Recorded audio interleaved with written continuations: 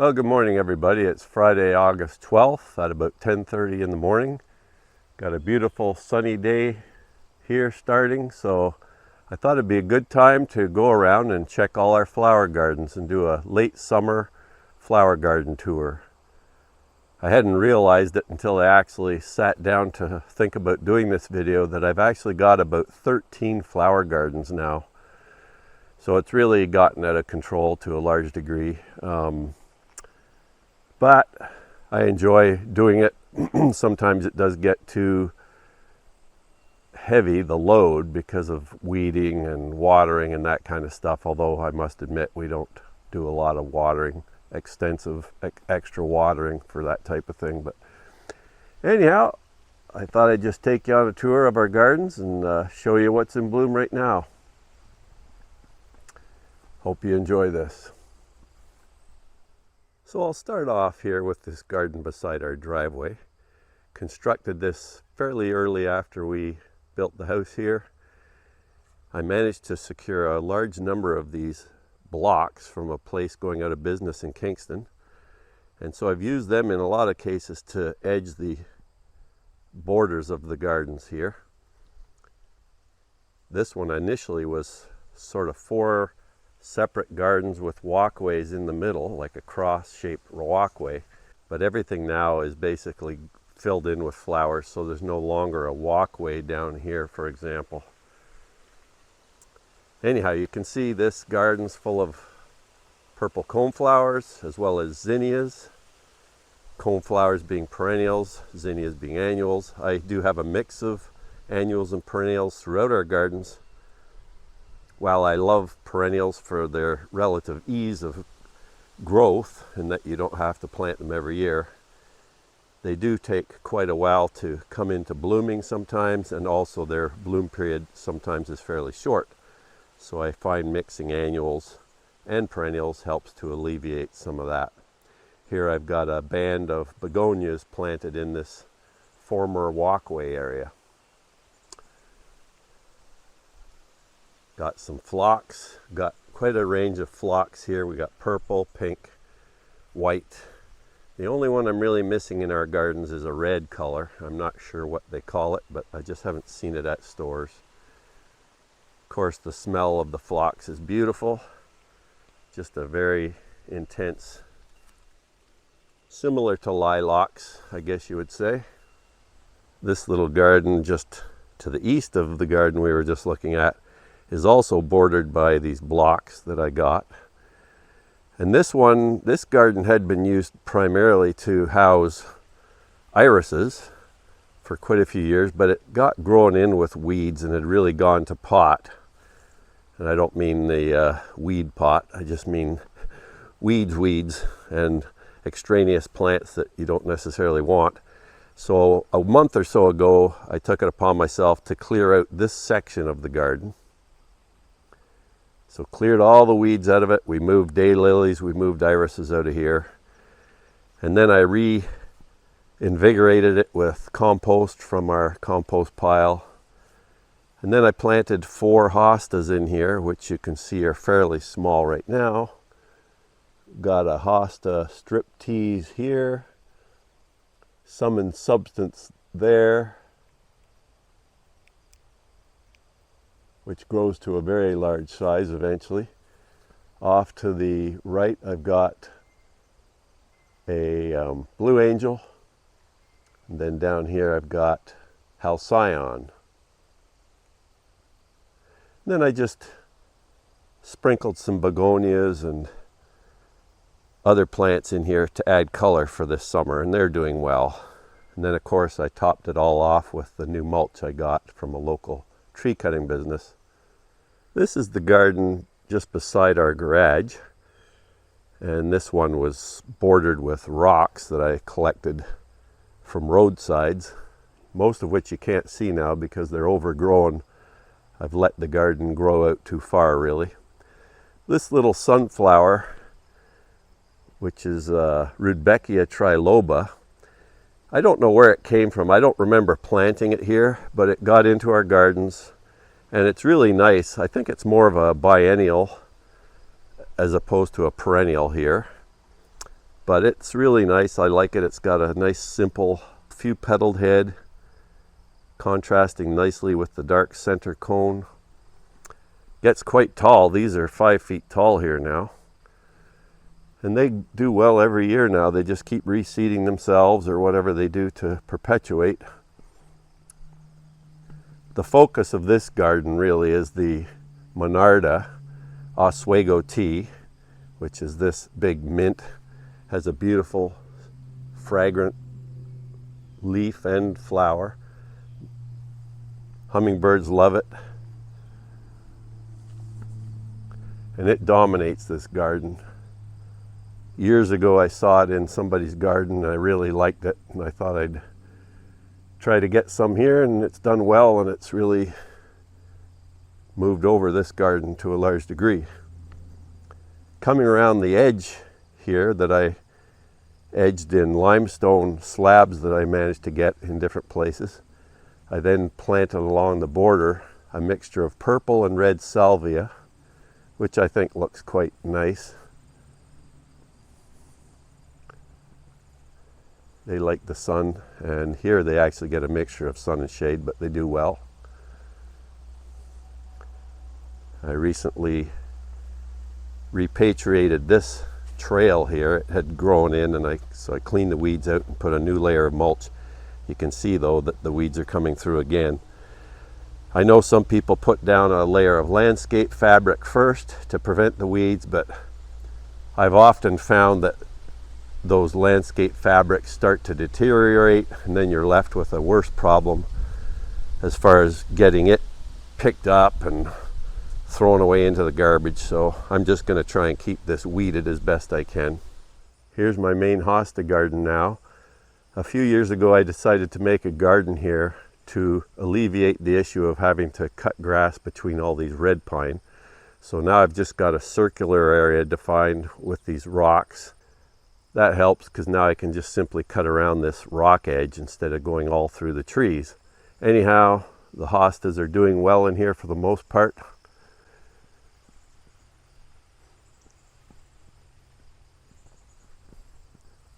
I've got quite a range of varieties in here.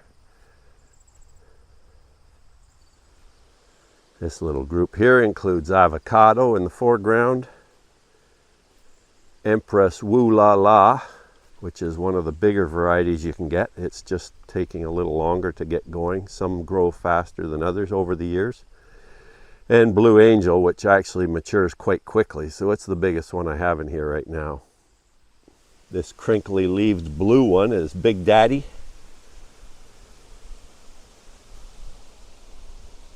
I'm not sure which this one is. I've lost the tag for it.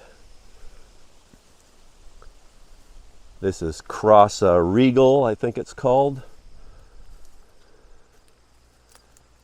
And over here, my T-Rex is in the middle here, and it stayed fairly small.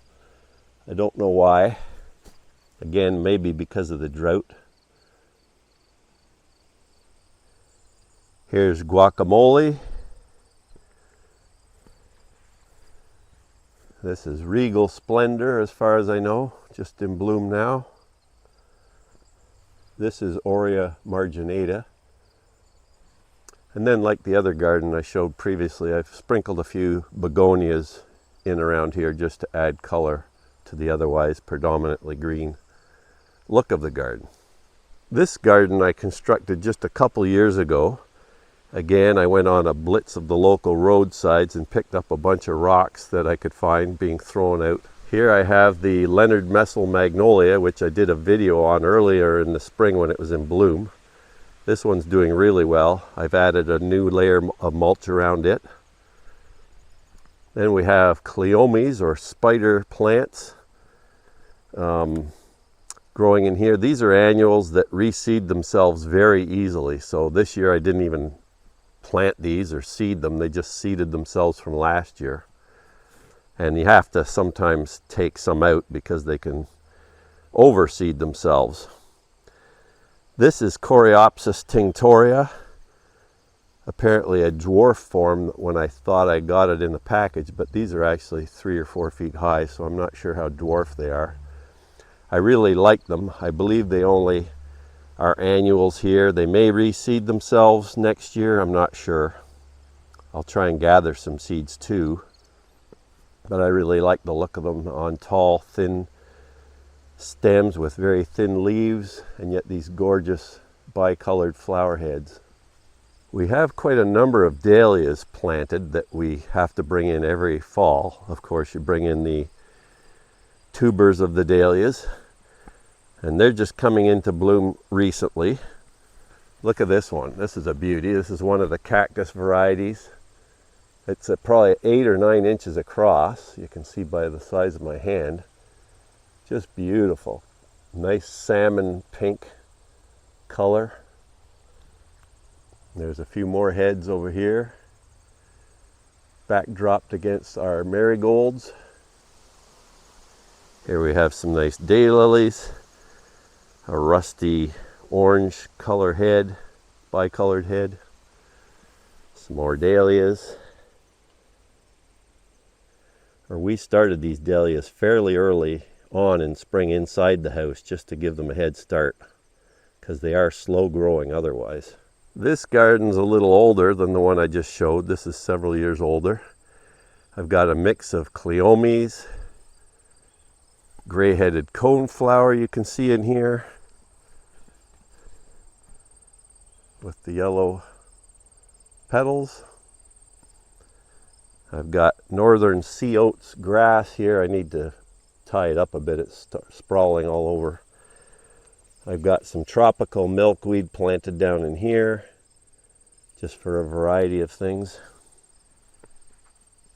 Marigolds. The biggest plant in here is this cup plant, which is not quite native to this area, but it is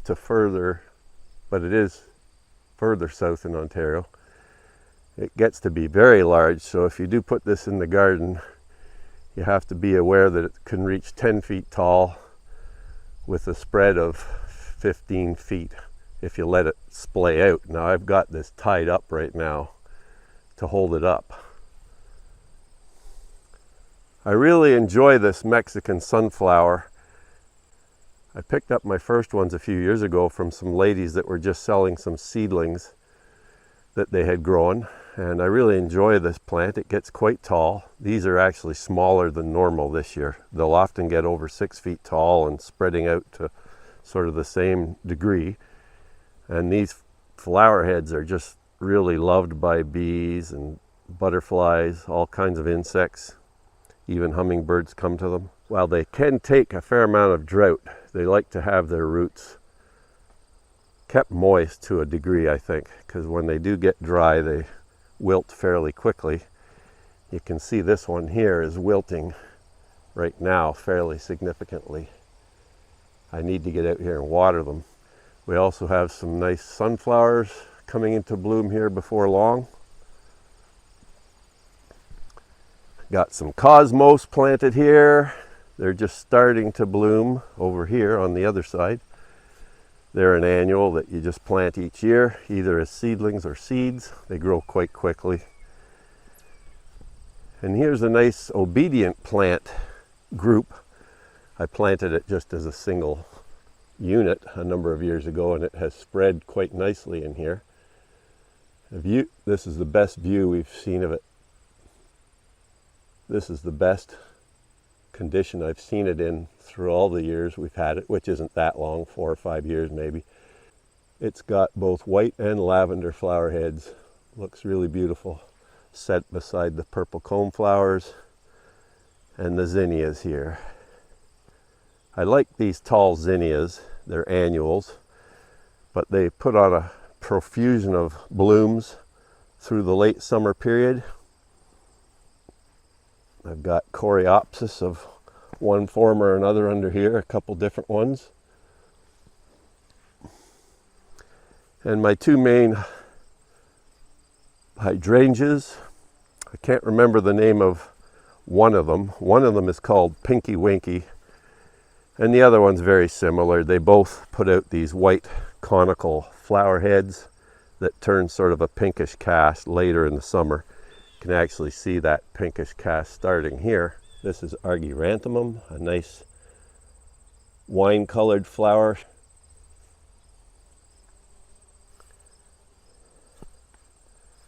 And some liatris growing in here. Got a monarch flying around, checking things out.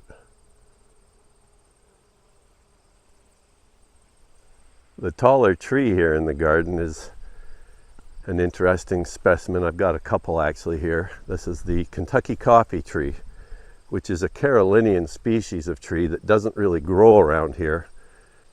But a friend of mine managed to collect some seeds off a tree in Kingston, and we grew them from those seeds and basically just have them set here as ornamental trees.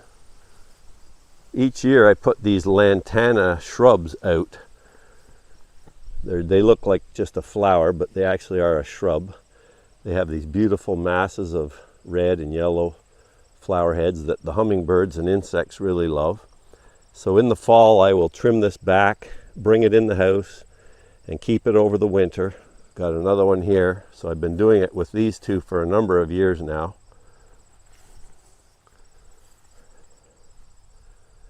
And I just love the intense color of them against the foliage. They get very dense.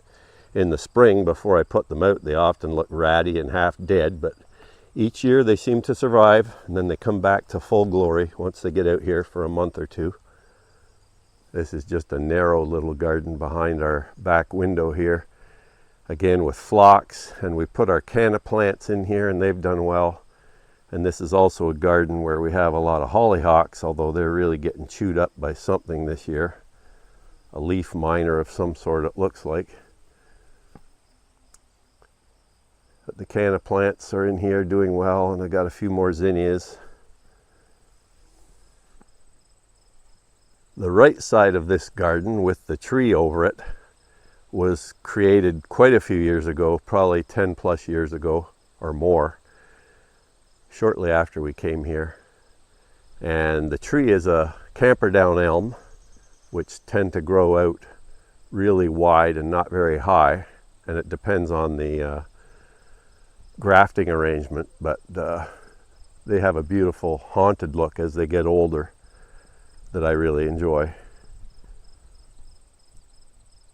Now just south of these dahlias is the newer garden that I created just a few years ago. Again, edging it with rocks that I found on the roadsides.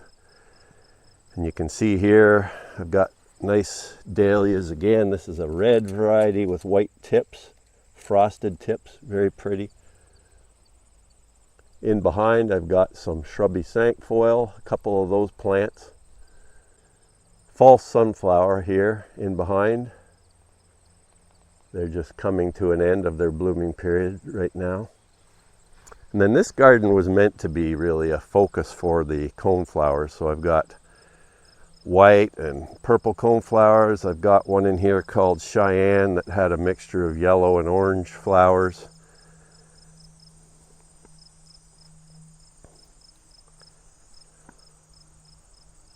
This plant I just put in here and it was getting eaten by something. That's why I had this bag here.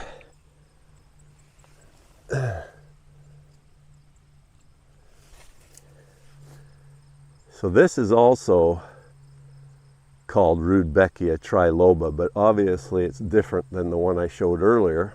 This one has multicolored heads and very pretty. But as I mentioned, it was getting chewed off. You can see here on some of the stems. Chewed off by something, I'm not sure. But that's what it calls it, Rudbeckia triloba, Prairie Glow. Then I've got some nasturtiums. This hollyhock got in here somehow. I don't know how, I didn't put it here. Got the big sedum, Autumn Glow I believe it is. This will turn into a nice mauve flower head, and the insects love it when it comes out. And I believe this may be Kismet raspberry coneflower back here. Again, these nasturtiums, I probably won't plant those too much anymore. I love the color of them, but they really move around and cover everything up. They get so thick. Here's a little lantana, similar to the other ones, but These were just purchased this year. This actually has pink and yellow flowers on it compared to the orange and yellow of the other one. Here's a grass that's quite rare in southern Ontario. This is side oats grama grass, Bouteloua curtipendula.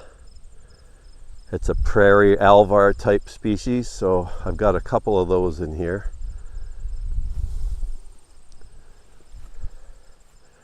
There's an Hydrangeas in here. This interesting looking plant. It's quite blue earlier in the summer. It's silvering up a bit now, but and some more purple cone flowers. Here's one of the yellow ones here. And back in here, there's a mix of white ones. I think this was called White Swan. And then this might be part of the Cheyenne one that I got. And some more Oswego tea, monarda diadema, and my other shrubby cinquefoil hidden in here. I guess I could call this the Pergola garden for lack of a better name.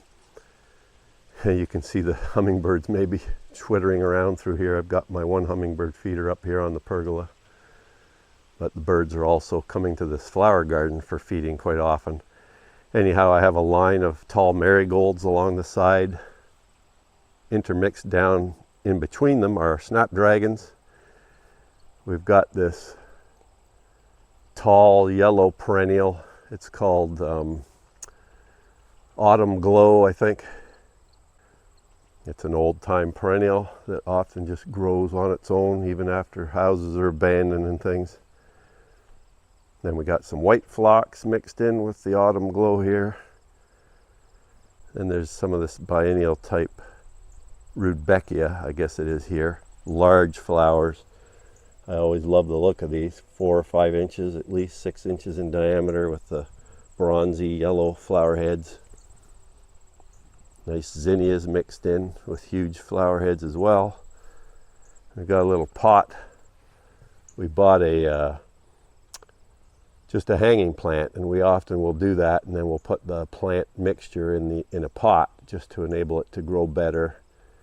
And it doesn't have to be watered as frequently as a hanging plant does. So that's often what we do with hanging plants. And up here, my trumpet vine is coming into bloom. Hummingbirds really like this too. The thing we find with that plant though is it's quite invasive in that it sends up suckers all through the garden like here. And you have to keep cutting those out or it will establish whole new plants in all those areas. So it gets to be a bit of a nuisance. In a way, it probably shouldn't be put in a garden per se. It should probably be kept out on its own just to better enable maintenance of it. Here's another group of trumpets and another group. Another little garden beside the driveway. It looks fairly green and uninteresting right now, but it has mostly hostas. The central one here is humpback whale. And I actually don't know the names of all these other ones. We've picked them up from different places and different friends and whatnot.